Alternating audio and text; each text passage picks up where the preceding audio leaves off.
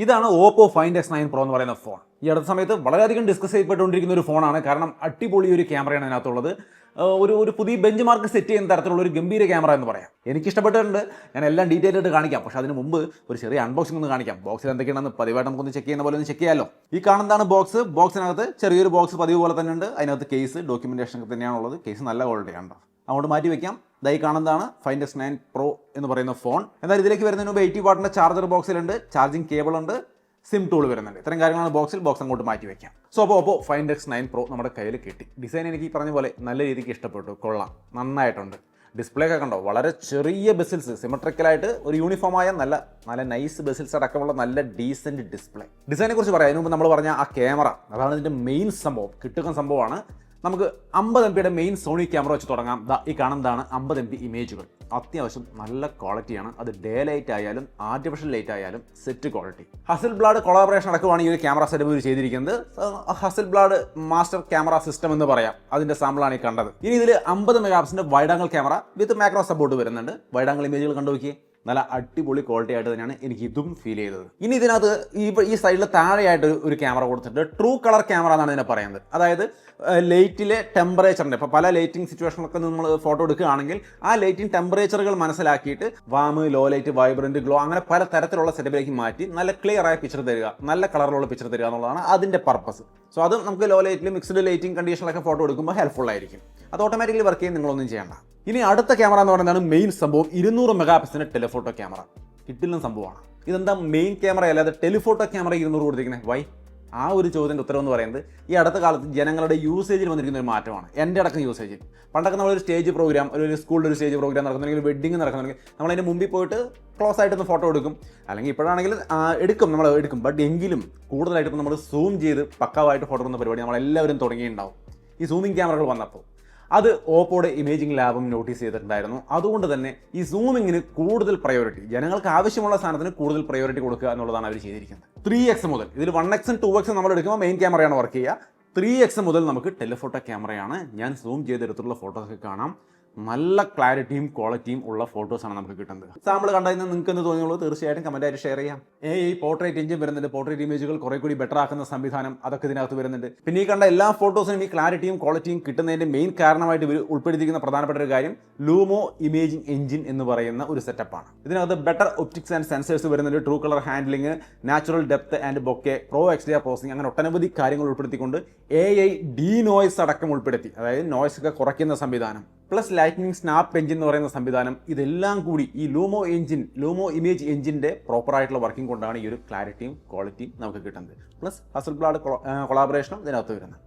So അപ്പോൾ overall നല്ലൊരു camera സെറ്റപ്പായിട്ടാണ് നമുക്ക് ഫീൽ ചെയ്തത്. നിങ്ങൾക്ക് എന്ത് ഫീൽ ചെയ്തതെന്ന് തീർച്ചയായിട്ടും പറയാം. പിന്നെ ഇത് മാത്രമല്ല ഇതിൻ്റെ മെയിൻ സംഭവമായിട്ട് പറയപ്പെടുന്നത് ഒട്ടനവധി ഫീച്ചേഴ്സ് ഇതിനകത്തുണ്ട്. ഞാൻ സിമ്പിളായിട്ട് കുറച്ച് ഫീച്ചേഴ്സ് ഞാൻ എടുത്ത് കാണിച്ചു തരാം ക്യാമറയുടെ.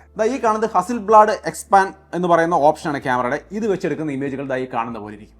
നല്ല വൈഡായിട്ട് പനോരമിക് ഫോട്ടോ, അത് നല്ല ക്ലാരിറ്റിയിലും ക്വാളിറ്റിയിലും കിട്ടുന്നില്ലേ. പിന്നെ മാസ്റ്റർ മോഡ് എന്ന് പറഞ്ഞിട്ട് ഈ അറ്റത്തായിട്ടൊരു സംഭവമുണ്ട്.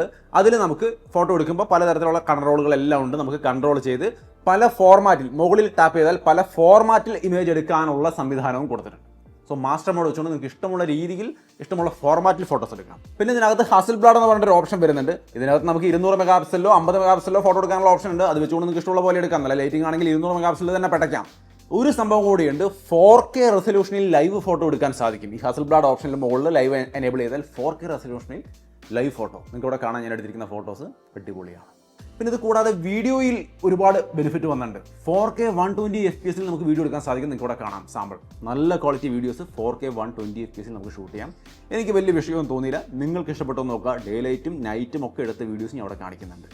പിന്നെ ഇതിൽ തന്നെ നിങ്ങൾക്ക് കൂടുതൽ എന്താ പറയുക, കസ്റ്റമൈസേഷൻ, നമ്മൾ എഡിറ്റിംഗ് പോസ്റ്റ് പ്രോസസ്സിംഗിൽ കൂടുതൽ കാര്യങ്ങൾ ചെയ്യണമെന്നുണ്ടെങ്കിൽ ലോഗ് വീഡിയോ ഷൂട്ട് ചെയ്യാനുള്ള ഓപ്ഷനും കൊടുത്തിട്ടുണ്ട്. മുകളിൽ ലോഗ് ഓപ്ഷൻ എനേബിൾ ചെയ്ത് കഴിഞ്ഞാൽ നിങ്ങൾക്ക് ലോഗ് വീഡിയോയും ഷൂട്ട് ചെയ്യാം. പ്രോ വീഡിയോ മോഡ് എടുത്തു കഴിയുമ്പോഴാണ് ഈ ലോഗിനുള്ള ഓപ്ഷൻ വരുന്നത്. സോ തീർച്ചയായിട്ടും അത് ഉപയോഗിക്കാം. സോ ഇങ്ങനെ ഒട്ടനവധി കാര്യങ്ങൾ. ഇത് കൂടാതെ സ്റ്റേജ് മോഡ് പോലുള്ള ഓപ്ഷനുകൾ ഇതിനകത്ത് വരുന്നുണ്ട്. സ്റ്റേജ് ഫോട്ടോ എടുക്കുമ്പോൾ അത് ഉപയോഗിക്കുകയാണെങ്കിൽ കുറച്ചുകൂടി നല്ല ക്ലാരിറ്റി കിട്ടുക. ഇനി ഫ്രണ്ട് ക്യാമറ ആണെങ്കിലും ഒട്ടും തന്നെ മോശമല്ല. 50 മെഗാപിക്സലിന്റെ ഫ്രണ്ട് ക്യാമറയാണ് കൊടുത്തിരിക്കുന്നത്. സാമ്പിൾസ് ഒന്ന് കണ്ടു നോക്കി. നല്ല ക്വാളിറ്റി ഇമേജുകൾ തന്നെയാണ് കിട്ടിയിരിക്കുന്നത്. ഡേ ലൈറ്റും ആർട്ടിഫിഷ്യൽ ലൈറ്റും ഒക്കെ ഞാൻ കാണിക്കുന്നുണ്ട്.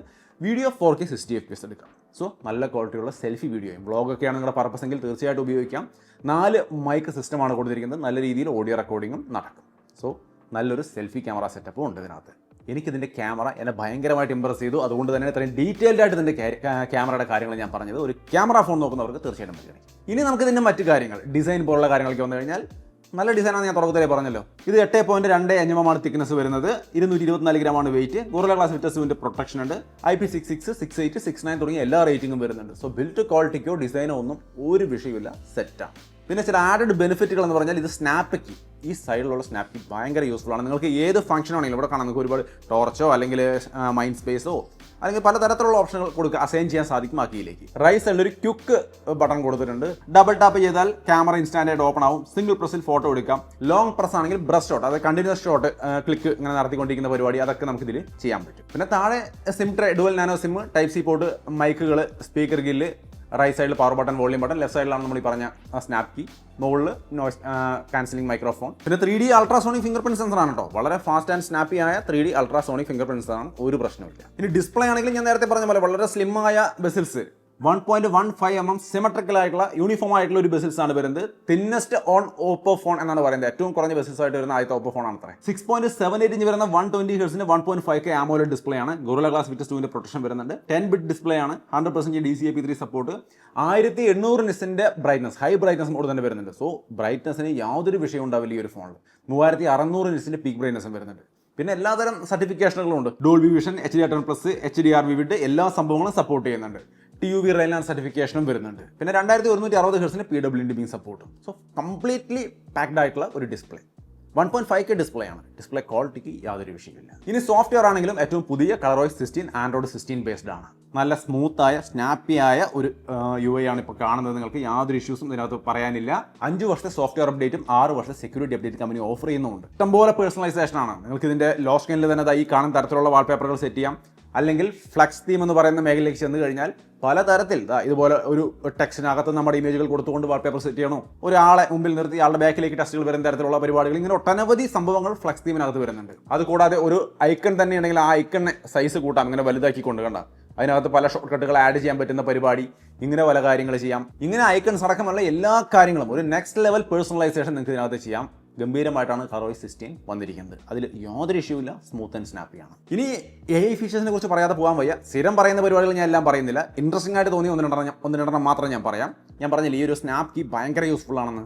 ഇപ്പോൾ എൻ്റെ സ്ക്രീനിൽ ഞാനൊരു സിനിമയുടെ കാര്യം സെർച്ച് ചെയ്ത് വെച്ചിരിക്കുകയാണെന്ന് ഇവിടെ കാണാം. ഇതിനെ ഒന്ന് നോട്ട് ചെയ്ത് വെക്കണമെങ്കിൽ വേറെ ഒരു പരിപാടിയുമില്ല, ജസ്റ്റ് സിമ്പിളായിട്ട് ഈ ബട്ടണിൽ ഒറ്റ പ്രസ്, ആ സിനിമയുടെ ഫുൾ ഡീറ്റെയിൽസ് സേവ് ആയി കഴിഞ്ഞു. അതും ഞാൻ ഈ മൈൻഡ് സ്പേസ് എന്ന ആപ്പിനകത്ത് മൂവി എന്ന് പറഞ്ഞിട്ടൊരു കളക്ഷൻ ഉണ്ടാക്കി വെച്ചിട്ടുണ്ട്. അതിനകത്തേക്ക് തന്നെ അത് സേവ് ആവും. സ്ക്രീൻഷോട്ട് അല്ല കേട്ടോ, ആ സ്ക്രീനിലുള്ള ഇൻഫർമേഷനും സേവ് ആവും, സ്ക്രീൻഷോട്ടും സേവ് ആവും. ഇപ്പോൾ ഞാൻ ഇതിനകത്ത് മമ്മൂട്ടിയുടെ ഒരു സിനിമയുടെ ഇൻഫർമേഷൻ ഇതുപോലെ പ്ലസ് അടിച്ച് ഒറ്റയ്ക്ക് ഒരു പ്രസ്സിൽ സേവ് ചെയ്യാണ്.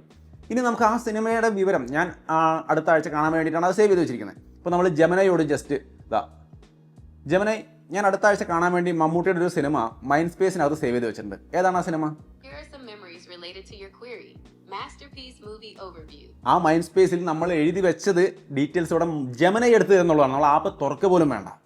സോ ഭയങ്കര യൂസ്ഫുൾ ആണ്. ഞാനിത് ഡെയിലി ഉപയോഗിക്കാൻ തന്നെ സാധ്യതയുള്ളൊരു സംഭവമാണ്. നിങ്ങൾക്കും വളരെ യൂസ്ഫുൾ ആയിരിക്കും. ഒരു നോട്ട് എടുക്കാൻ ഒരു പ്രശ്നവുമില്ല, ജസ്റ്റ് ഒറ്റ പ്രസ്. സോ മൈൻഡ് സ്പേസിൽ ജെമിനൈ ഇൻറ്റഗ്രേറ്റ് ചെയ്ത് വരുന്നു. പിന്നെ പതിവായിട്ടുള്ള എല്ലാ സംഭവങ്ങളുണ്ട്. Recorder, AI റെക്കോർഡറാണ്. നമ്മൾ ഓഡിയോ റെക്കോർഡ് ചെയ്യുമ്പോൾ തന്നെ അതിന് ട്രാൻസ്ക്രിപ്റ്റ് അവിടെ വരും. റൈറ്റിംഗ് ടൂൾ ആണെങ്കിൽ പറയും വേണ്ട. നോട്ടിനകത്തൊക്കെ ഒരുപാട് ഓപ്ഷനുകളാണ്. റൈറ്റിംഗ് സ്റ്റൈല്, പലതരത്തിലുള്ള റൈറ്റിംഗ് സ്റ്റൈലുകൾ നമ്മളോട് കൊടുത്തു കഴിഞ്ഞാൽ നമുക്ക് അടിയിൽ ഇഷ്ടം പോലെ റൈറ്റിംഗ് സ്റ്റൈലുകൾ വരും. പല തരത്തിലുള്ള റൈറ്റിംഗ് ടൂളുകൾ ഇതിനകത്ത് വരുന്നുണ്ട്. സോ അതെല്ലാം ഞാൻ എക്സ്പ്ലെയിൻ ചെയ്യുന്നില്ല. ഓൾറെഡി നമ്മൾ പല വീഡിയോയിൽ പറഞ്ഞിട്ടുള്ള റൈറ്റിംഗ് ടൂൾസ് പക്കാവായിട്ട് വർക്ക് ചെയ്യുന്നുണ്ട്. പിന്നെ ഇമേജ് എഡിറ്റിന്റെ ഭാഗത്ത് എല്ലാ സംഭവം ഉണ്ടോ, AI റേസർ, അതൊക്കെ ഞാൻ ഇവിടെ റിപ്പീറ്റ് ചെയ്യുന്നില്ല. നിങ്ങൾക്ക് ഇവിടെ കാണാം, ഓപ്ഷനുകളെല്ലാം ഇവിടെ ഉണ്ട്, നിങ്ങൾക്ക് ഇവിടെ കാണാം. ഇതൊക്കെ പല വീഡിയോയിൽ പറഞ്ഞിട്ടുള്ളതുകൊണ്ടാണ് ഞാൻ വീണ്ടും ഇവിടെ ആവർത്തിച്ച് പറയാതിരിക്കുന്നത്. AI റീകമ്പോസ് ഉണ്ട്, AI റേസർ ഉണ്ട്, AI റീലൈറ്റ് ഒക്കെ വളരെ യൂസ്ഫുൾ ആണ്. ലോ ലൈറ്റ് ഫോട്ടോ എടുക്കുമ്പോൾ നമ്മൾ ഈ റീലൈറ്റ് കൊടുത്താൽ നമ്മുടെ ഫേസിൽ ലൈറ്റ് കുറവുണ്ടെങ്കിൽ അതൊന്ന് കൂട്ടിത്തരും. ബിഫോർ ആഫ്റ്റർ അത് കൂടെ ചേഞ്ച് ചെയ്യാൻ അവിടെ കാണിക്കുന്നുണ്ട്, കണ്ടോ? അതിന്റെ ഇന്റൻസിറ്റി വേണമെങ്കിൽ ഈ ഒരു ബാറിൽ പിടിച്ചുകൊണ്ട് നമുക്ക് അഡ്ജസ്റ്റ് ചെയ്യാം കേട്ടോ. അതുപോലെ ഒട്ടനവധി AI ഫീച്ചറുകൾ നിങ്ങൾക്ക് ഇവിടെ കാണാം. AI perfect shot, enhance clarity, unblur, remove reflection, എല്ലാ സംഭവങ്ങളും ഉണ്ട്.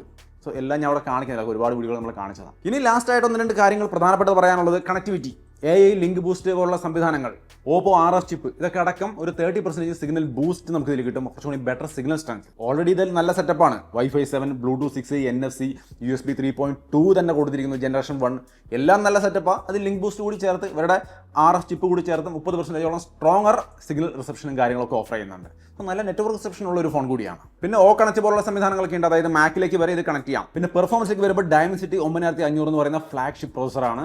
എല്ലാ തരത്തിലും യൂസ് ചെയ്ത് നോക്കുമ്പോഴും പെർഫോമൻസിനൊന്നും യാതൊരു വിഷയമില്ല. സെറ്റാണ്. LPDDR5X RAM ആണ്. UFS 4.1 storage, 16GB 512GB storage, advanced vapour chamber cooling setup ഉണ്ട്. സോ ഗെയിമൊക്കെ കളിക്കുമ്പോഴും കണ്ടിന്യൂസ് ആയിട്ട് കളിക്കാൻ വിഷയമൊന്നും വരുന്നില്ല. നല്ല സെറ്റപ്പാണ്. പെർഫോമൻസും. ഇനി ഈ പറഞ്ഞ എല്ലാ സംഭവങ്ങളും നന്നായി എന്ന് പറയുമ്പോൾ ഇത് പവർ അപ്പ് ചെയ്യാനുള്ള ബാറ്ററി എത്രയാണെന്ന് ചോദിച്ചാൽ 7500 mAh ടോപ്പ് ലെവൽ ബാറ്ററി കൊടുത്തിട്ടുണ്ട്. മാത്രമല്ല 80% battery life even after 5 year വരെ നിങ്ങൾക്ക് കിട്ടുമെന്നാണ് പറയുന്നത്. 5 ഇയർ കഴിഞ്ഞാലും 80% ബാറ്ററി. 80 വാട്ടിന്റെ സൂപ്പർ ബുക്ക് ചാർജിങ് സപ്പോർട്ട് ചെയ്യുന്നുണ്ട്. 50 വാട്ടിന്റെ എയർ ബുക്കും സപ്പോർട്ട് ചെയ്യുന്നുണ്ട്. 10 വാട്ടിന്റെ റിവേഴ്സ് വയർലെസ് ചാർജിങ്ങും സപ്പോർട്ട് ചെയ്യുന്നുണ്ട്. സോ ബാറ്ററിയിലും യാതൊരു പ്രശ്നവുമില്ല. വയർലെസ് ചാർജിങ് ഒക്കെ വളരെ കൺവീനിയൻ്റ് ആണെന്ന് നമുക്കറിയാം. വയർ കുത്തിക്കൊണ്ടിരിക്കേണ്ട, ചാർജറിലേക്ക് ചുമ്മാ വെച്ച് കൊടുത്താൽ തന്നെ ഈസി ആയിട്ട് ചാർജായി കിട്ടും. സോ മൊത്തത്തിൽ എല്ലാ സംഭവങ്ങളും, ഡിസൈൻ ആയിക്കോട്ടെ, ഡിസ്പ്ലേ ആയിക്കോട്ടെ, പെർഫോമൻസ് ആയിക്കോട്ടെ, ക്യാമറ ബെസ്റ്റ്, അതുപോലെ ബാറ്ററി, ചാർജിങ്, എന്താ വേണ്ടത്, എല്ലാ സംഭവങ്ങളും നന്നായിരിക്കുന്നു. ഇതുകൊണ്ട് തന്നെയാണ് ഈ ഫോണിനെ കുറിച്ച് ഇപ്പോൾ നിങ്ങൾ സോഷ്യൽ മീഡിയയിലൊക്കെ ധാരാളം കേട്ടിട്ടുണ്ടാവും. Find S9 Pro അടിപൊളിയാണെന്നുള്ളത്. സോ ഞാനും അത് അഗ്രി ചെയ്യുന്നു. സംഭവം അടിപൊളി ഫോണാണ്. താല്പര്യമുള്ളവർക്ക് തീർച്ചയായിട്ടും പരിഗണിക്കാം. ഇനി വീഡിയോ അവസാനിപ്പിക്കുന്നതിന് മുമ്പ് ഒരു ഐറ്റം കൂടി പരിചയപ്പെടുത്താനുണ്ട്. Oppo Enco Buds 3 Pro Plus. അത്യാവശ്യം നല്ലൊരു ഇയർബഡാണ്. നിങ്ങൾക്ക് ഇവിടെ കാണാം. വളരെ കോമ്പാക്ട് സൈസിലും ഡീസൻ്റ് ആയ ബിൽറ്റിലും വരുന്ന ഒരു ഐറ്റമാണ്. ഇതിനകത്ത് 32 dB ഒരു നല്ല ആക്റ്റീവ് നോയ്സ് ക്യാൻസലേഷൻ സപ്പോർട്ട് ഉണ്ട്. അപ്പോൾ അത്യാവശ്യം നോയ്സ് ഒക്കെ കട്ട് ചെയ്തുകൊണ്ട് നമുക്ക് നൈസായിട്ട് പാട്ട് കേൾക്കാനും മറ്റുമൊക്കെ സാധിക്കുന്ന ഒരു സെറ്റപ്പാണ്. പിന്നെ ഇതിനകത്ത് ഡുവൽ മൈക്ക് AI കോൾ ടെക്നോളജിയാണ് വരുന്നത്. അത്യാവശ്യം നല്ല രീതിയിൽ കോളൊക്കെ ചെയ്യാൻ പറ്റുന്നുണ്ട്. പാട്ട് കേൾക്കുന്ന കാര്യത്തിലൊക്കെ ആണെങ്കിൽ 12.4 mm ഡ്രൈവറാണ് വരുന്നത്. അത്യാവശ്യം നല്ല ഡീസൻ്റ് ആയിട്ടുള്ള സൗണ്ടിൽ പാട്ട് കേൾക്കാനും പറ്റും. കംഫർട്ടിനൊന്നും യാതൊരു വിഷയമില്ല. വളരെ ഒതുങ്ങി, വളരെ ലൈറ്റ് വെയിറ്റ് ആയിട്ട്, ഫെദർ ലൈറ്റ് ആയിട്ട് ചെവിയിലിരിക്കുന്ന കംഫർട്ടും ഇതിനകത്തുണ്ട്. പിന്നെ ഇതിന്റെ ബാറ്ററി ലൈഫ് നോക്കുകയാണെങ്കിൽ നമ്മളിപ്പോൾ ഇയർബഡ് മാത്രം ഡയറക്റ്റായിട്ട് യൂസ് ചെയ്യണമെങ്കിൽ 8 അവറിൻ്റെ ബാറ്ററി ലൈഫാണ് അവർ ANC അടക്കം പറയുന്നത്. അല്ലെങ്കിൽ 12 അവറിൻ്റെ ബാറ്ററി ലൈഫ് കിട്ടും. ഇനി നിങ്ങളിത് കേസ് അടക്കം നമ്മൾ ബാറ്ററി ലൈഫ് നോക്കുകയാണെങ്കിൽ 43 അവറിൻ്റെ ബാറ്ററി ലൈഫാണ് പറയുന്നത്, ANC ഇല്ലാതെ. ANC അടക്കമാണെങ്കിൽ 28 അവറിൻ്റെ ബാറ്ററി ലൈഫ് ആയിരിക്കും ഇത് മൊത്തത്തിൽ ഒരുമിച്ച് ഉപയോഗിക്കുമ്പോൾ. പിന്നെ കണക്ടിവിറ്റിയും കാര്യങ്ങളൊന്നും മോശമല്ല. Bluetooth 5.4 തന്നെ കൊടുത്തിട്ടുണ്ട്. IP55 വാട്ടർ റേറ്റിംഗ് കാര്യങ്ങളൊക്കെ ഉണ്ട്. സോ അത്യാവശ്യം വേർത്താനും പെട്ടെന്ന് വെള്ളം കയറുന്ന അവസ്ഥയൊന്നുമില്ല. സോ ഓവറോൾ നല്ല സൗണ്ട്, കോൾ ക്വാളിറ്റി കാര്യങ്ങളൊക്കെ ഉള്ള ഒരു നല്ല ANC സംവിധാനമുള്ള നല്ലൊരു ഇയർബഡാണ്. വേണമെങ്കിൽ ഇതും തീർച്ചയായിട്ടും നിങ്ങൾക്ക് പരിഗണിക്കാം. ഇതിൻ്റെ ആയാലും ഈ ഫോണിൻ്റെ ആയാലും നമുക്ക് വില ഇപ്പോഴേക്ക് കൃത്യമായിട്ട് അറിയില്ല. അറിയുന്ന വഴിക്ക് ഡിസ്ക്രിപ്ഷനിൽ കൊടുക്കാം. അതുകൂടി ചെക്ക് ചെയ്തിട്ട് നിങ്ങളുടെ അഭിപ്രായം തീർച്ചയായിട്ടും കമൻറ്റിൽ ഷെയർ ചെയ്യാൻ മറക്കല്ലേ. സോ അപ്പോൾ ബഡ്സിൻ്റെ കാര്യം മനസ്സിലായല്ലോ.